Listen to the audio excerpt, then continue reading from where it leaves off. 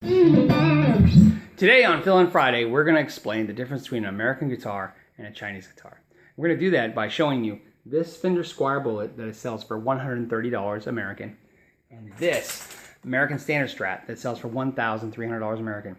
You heard me correctly. This guitar is 10 times more expensive than this guitar. Why is that? Well, let's explain. Number uno, labor. Well, I know you've heard it. In China, they make 10 cents a day, and that's why everything's really inexpensive there. But that's actually not even close to true. Here's how it works. In America, someone who builds guitars like this in a factory will probably make about $16 an hour. $9 an hour to sweep the floor and start and sand, $16 once they're established. In China, depending on the region, they can make as little as $2 an hour and as high as $5 an hour, on the interim being about $4 an hour to make guitars. Well, that's not 10 times less. I would expect it to be $1.60 an hour to make the guitar down to 10%.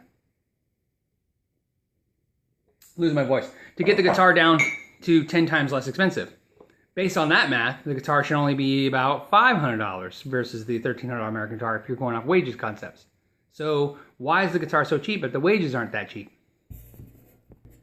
Number dos. Well, Chinese pot metal is where they save some money.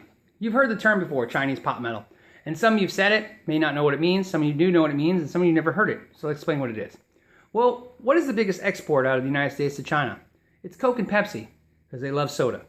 That's actually not even close to true either. It's actually Coke and Pepsi cans, and everything else you throw in those blue recycle cans. That's right, kids. Everything you throw in the blue recycle cans, it's on its way to China, so they can make stuff out of it and sell it back to you, because it's cheap.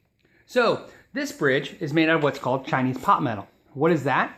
Well, it's the recycled crap that we sent them, plus some steel, and some zinc probably, molded down, put in a cast, and make a bridge out of it.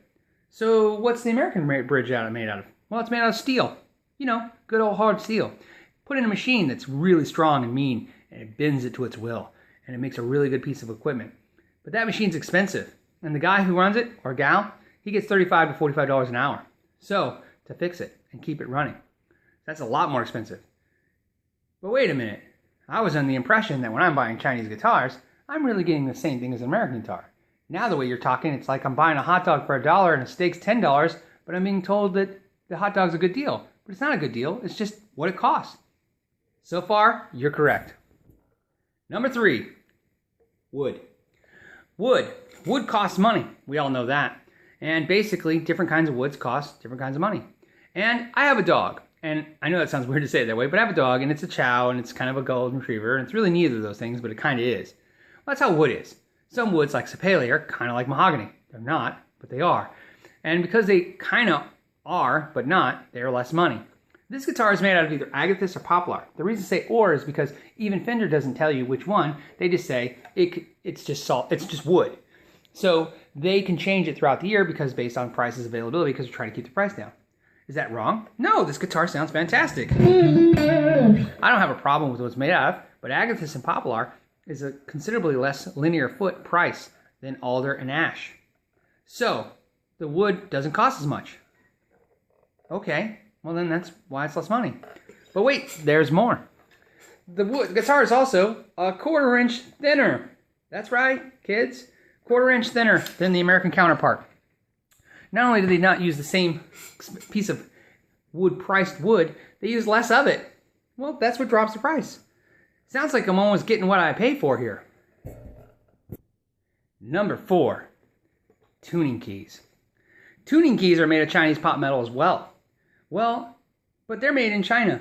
But the American tuning keys on the American Fender Strat are made in Taiwan. Ha! Finally, the American guy's screwing me because he's got to import Chinese parts too.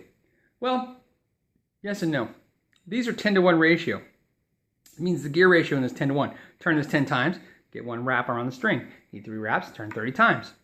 This is why you're all frustrated when you have cheap tuning keys. You turn the tuning key and it's so clunky that when you're tuning the needle on your tuner is moving, all of a sudden it jumps. It's jumping because the tuner gear ratio is crap. 18-to-1 is more finite. It's smoother, so when you turn in your tuning key, the tuner needle is smoother because it's following each little smooth nuance of that. The problem with tuners nowadays, so you know, is they're accurate within half a cent.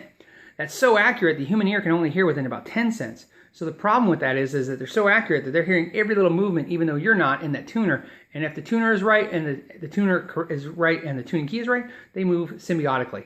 If the tuner is crap or the tuning key is crap, you have a problem. Bad tuning keys doesn't sound like a good deal to me. Number 5. Dun dun dun dun dun dun dun dun dun dun dun dun. Okay, so number 5. This I know is going to be fun. I know what you think I'm going to show you. This is an American pickup. This is made in Korea. This is made in China. Now, I know what you're thinking. This has more copper wire. Already, Phil, I understand where you're going with this. More copper wire, better deal. Nope. First of all, let's not even talk about how much copper wire is on these, because it's really not irrelevant.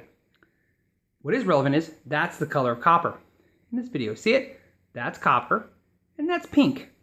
Copper isn't pink, but this copper's pink. Well, let's talk about that for a second. Where does copper come from? Chile and the United States. Utah, Arizona, and Chile are the biggest mines of copper. So we pull it out of the ground here, we mill it. Not mill it, you know what I mean, melt it. Or smelt it, I guess. I don't know what you talk about. I don't do mining. Anyways, we send it to China. What do? Well, they add their Chinese pot metal to it. They add tin and zinc to make it go further. Well, tin and zinc is very conductive. So what they do is they make the copper, they mix it so that it at least stays as conductive as it can with being as least amount of copper as possible. Doesn't sound very good to me already. Sounds like the signal of my tone is really getting through this copper wire and being really restricted in these. That's what's happening. The next thing that's happening is this. These are Alnico slugs.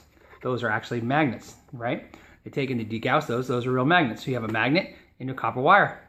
Simple process. It's been done since the 50s. That's a pickup. What is this? Well, that's a steel slug. Yeah, it's a piece of steel.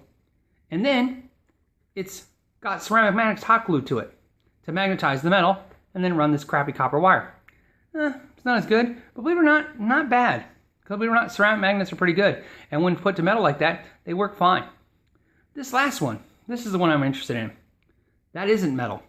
That's a little bit of steel or metal mixed with tin and zinc. So it's barely even be able to be magnetized. They put a really crappy ceramic refrigerator magnet on it and then wrap it with cheap copper wire and essentially give you a junk. Now, here's the problem with that. The problem with that is not that it's bad. It's that don't be under the impression that you somehow got the highest quality dirt cheap because somebody worked for 10 cents a day. That's just silly. Number 6, the last one. Time. Time is money. It's expensive. And I can prove it. Give me some of your time for free. I bet you wouldn't be too happy. People value their time. And so because they do, they want money for it. So the biggest savings on a guitar like this is time. The paint job on this is painted and it can be shipped within 24 hours. The American guitars take a week. They don't spend as much time sanding the guitar. In fact, touching this guitar, which is actually one I picked out of 10 that I had at the shop, and I intend to buy this, so you know. I'm actually going to buy this. You'll see in my collection. I'm going to do something to it. But this one has a little divot in the right where it's sanded and wasn't smoothed out right here. If I was in wood shop, I'd be okay with that. If this was a $1,300 guitar, I'd be furious. And you go, well, Phil, it wasn't $1,300, it was $130. Well, that's my point. It is exactly my point. It's a great guitar. I can't believe you can make a guitar like this for $130. But then again, I can because I know how they made it. It's why I understand why a hot dog is $1.50 and a steak dinner is $20. I understand what I'm paying for. The problem isn't that these guitars are cheap and I'm telling you not to buy them. I'm actually just trying to explain to you what they are. And that you need to start paying attention to ingredients, because let me explain something to you real quick. Not only do you guys most of you not understand what the ingredients on these guitars are, but because you don't, the expensive guitars are starting to get these components in them because the manufacturers are figuring out that you're not paying attention to that either. And the biggest thing that's happening to guitars is that a lot of people now play guitar that don't play guitar for a living. They play at home. And without that time on them abuse, you can't figure out how defective they are. So the manufacturers say, well, doesn't matter.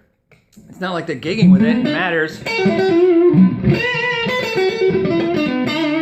But it does matter. If I pay $1,300 for a guitar, I want it to be $1,300 value. If I pay $130 a guitar, I want it to be $130 value. I want the guitar to be what I paid for.